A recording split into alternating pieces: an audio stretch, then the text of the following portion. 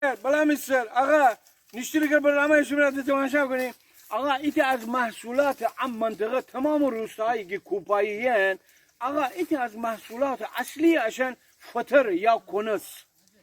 تمام عن جنگلانی درونجا حتی کنس دار در متر بگم تترچ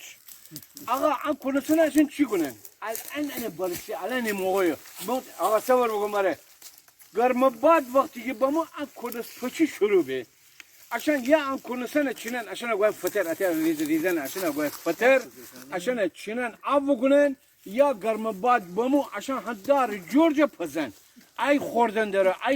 داره دي مشمل تعريف كلام بدنا اون بچه گوشت دار جور آقا بیا بزیر دوره الان دی کنس چینی مویده ببین ان دار سه جور کنس برده هم فتر باورده اتو ریزو چومو هم بیشه بیشی درسته منتها چرا آفت دگفته چی گرفتاری امسال پیش میاد کشتی کن افن اوی فن آی دوربین دار بیا فنی اوی بیا اون چی کنسی بیچیه وره اوی فن آقا چقدر بیچی وره که پیمشه بیچی چه جیبی کشه تو پورا کن جیبی کشه بیا آقا اون در اشکفق امیر کارگیریه بیا بزیر نوری امر فتقه جیبی داره دو بلوگو وشان برسیه یا نه هم با کاله ایت براسان داره وشان دی بسی بوریم بلخی گرمجا بنخی کلش صرف کنی کناس باب شاغنی مگه بره آی هنرمند خب آقا ان کنس هم آب کند نخواد سال دیگه 13 بدر خورد یا چلشه بخورد یا ان کنس وسنه ترشی پچد بخور رب کنس هر زیاد داونی طرف آثار داون یا کنس وسنه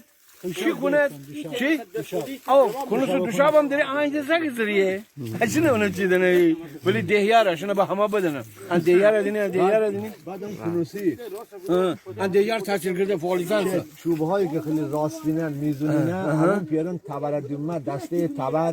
دسته دال آمادش کردن بعد علیه زیاد میزونینن بلندترین ارتفاع دارن طول دارن اون بگم